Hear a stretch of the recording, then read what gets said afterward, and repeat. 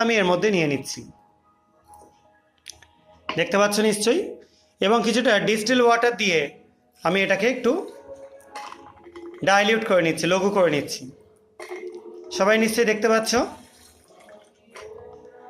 এবার এটার মধ্যে আমি কিছুটা অ্যাসিড অ্যাড করে দিচ্ছি।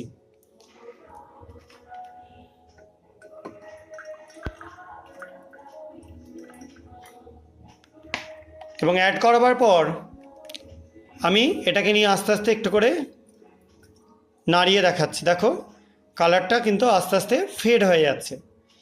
এবার আমি অ্যাড করছি এই পাশে রাখা একটা কালারলেস সলিউশন।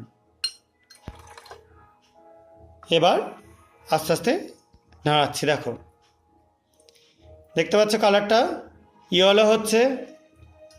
ইয়েলো হতে হতে আস্তে আস্তে পুরোপুরি কালারলেস হয়ে গেল।